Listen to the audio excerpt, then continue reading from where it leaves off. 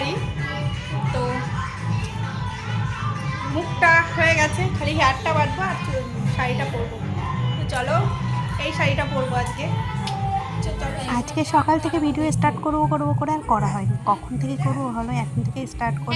আর আমি শাড়ি একদম একা একা পরতে পারি না। এই যে শাড়ি আমাকে পরিয়ে দিচ্ছে দিদি। আমি যেখানেই যাই না কেন কেউ আমাকে শাড়ি পরিয়ে দেয়, না হলে আমি একদমই পরতে পারি না। প্রতিবার আমার এতদিন হয়ে চুলগুলো গেছে এই তাও। অবস্থা করা আর হয়, এইদিকে চুলগুলো ভীষণ আমি একটু কষ্ট কার্লি হয়। করেছি। আর কি বলতো, এই চুলগুলো নিয়ে প্রতিদিন এত হিট দিচ্ছি না, এই পরপর দিয়ে কারেন্টে বাজছে হিট বাজছে, দিয়ে চুলগুলো না চুলগুলোকে উঠে একদম চলে দিলাম যায়। যাই নষ্ট হোক, করে। আমার মুখে অন্বেষা মেকআপটা আজকে লাগে, আমিই সত্যি করেছি। লাগে। আর ওই যে চোখটা খালি আইলাইনারটা ও পরিয়ে দিয়েছে। যাই হোক, এখন যাই হোক টুকটাক সাজতে পারি, আগে তো একদমই পারতাম না।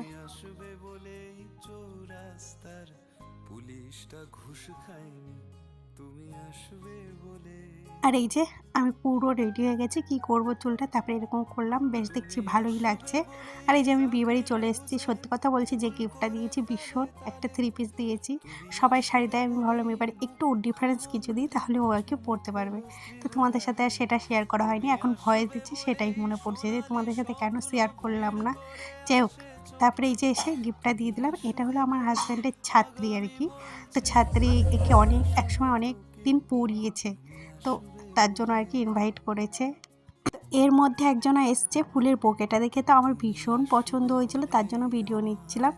কিন্তু ওই বুকের পেজ মাঝখানে ওপেন লেখা ছিল, তো ওটা খোলার সঙ্গে সঙ্গে একটা ছোট্ট গোপাল, যেটা ধারণাই করা যায় না কি যে কেউ কারো বিয়েতে, আমি আজ পর্যন্ত দেখিনি কেউ কারো বিয়েতে এরকম কোনো গিফট পেয়েছে। এই যে ছোট্ট গোপাল।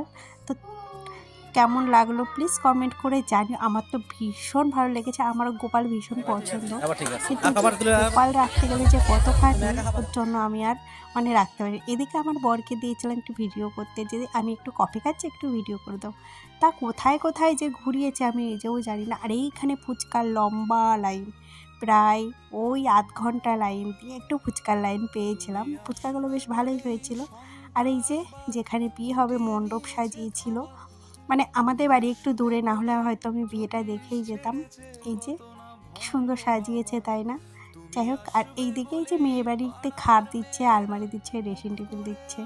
সত্যি কি বলো তো, এত কষ্ট করে বাবা টাকা গুছায় মানুষ করে মেয়েকে, তারপরে আবার কেননা বিয়ের সময় সব কিছু দিয়ে শ্বশুরবাড়ি পাঠাতে হয়। এই নিয়মটা হয়তো কোনোদিনও যাবে না।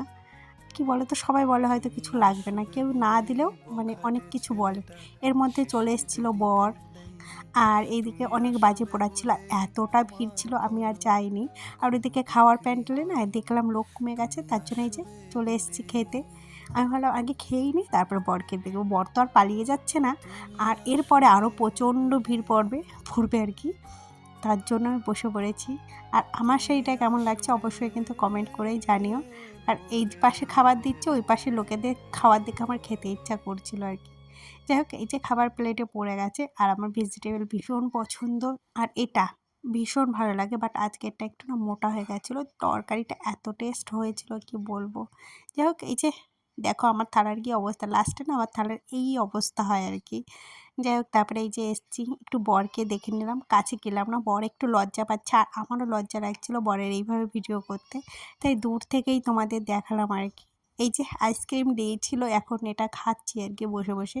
ভাবছিলাম একটু বিয়ে দেখবো কিনা, এটাই ভাবছিলাম, কিন্তু ভাবলাম না, অনেকটা রাত হয়ে যাবে, তার থেকে আমি বাড়ি পালাই।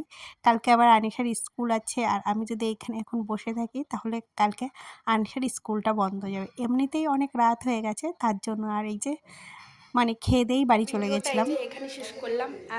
আজকে এলাম এক জায়গায়। তো যাই হোক, ভিডিওটা যদি ভালো লেগে থাকে প্লিজ একটা লাইক কমেন্ট করে দিও, পাশে থেকো। আর তোমাদের ভালোবাসা আমার ভীষণ পছন্দের। যাই হোক, তোমাদের টাটা।